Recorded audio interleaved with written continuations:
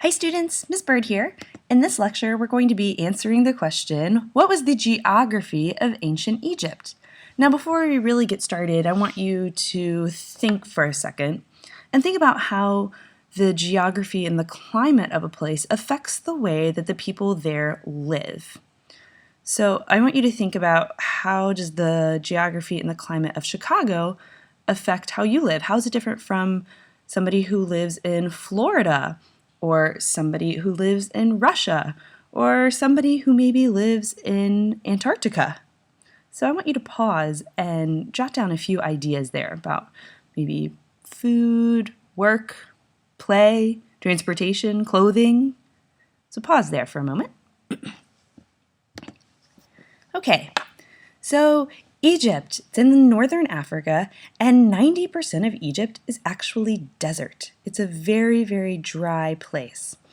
And the desert was called by the ancient Egyptians the Red Land. As you can see, it makes sense. Sand in the sun ends up looking kind of red a lot of times.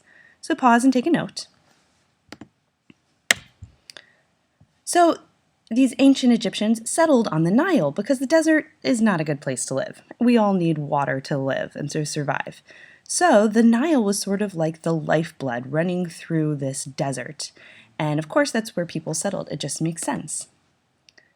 And with the Nile that would flood every year, the flooding would bring silt across the land, which is basically just like this black kind of goop that's found in the bottom of riverbeds. And it would get stirred up in the water and spread out over the land. And this silt was like a natural fertilizer. The Egyptians loved it because it made their land fertile and made it easier to grow food to eat. So pause and take a note.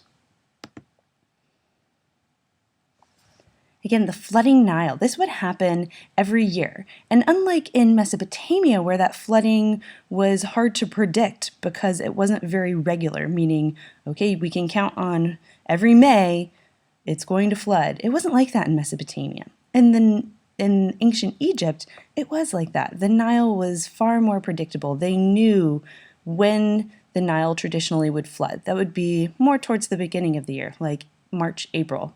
So it would fertilize their land, which meant that then later in the year they would have a good harvest. So the flooding of the Nile was actually a very good thing for the Egyptians.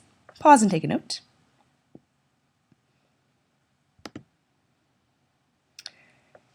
Now, the ancient Egyptians faced a similar problem as the ancient Mesopotamians, and that is, well, how do we get this water from this great river we're living on inland a little bit more to our crops? And they did some very similar things as the Mesopotamians. They would dig these canals to lead water in. You can see here in this picture, they're using shadoofs as well, that ancient tool used to get water from then the canal to their crops. So pause and take a note. The Egyptians would also, with these canals, build dams so that then once the Nile is not flooding and maybe there's a little bit of a drought, because that would happen pretty often too, then they would have some stores of water so that they would have something in those times of drought and emergency. Now, there are these things on the Nile River called cataracts. And the first cataract, which you can see here, is at Aswan, was basically the southern boundary or edge of ancient Egypt. You can see now Egypt goes a little further south than that in today's world.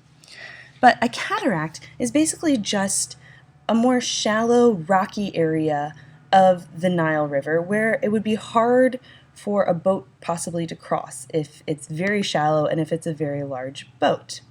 There might also be a little bit of rapids, like white rapids where it's going a little faster, but mainly just means that it's rocky and it's shallow.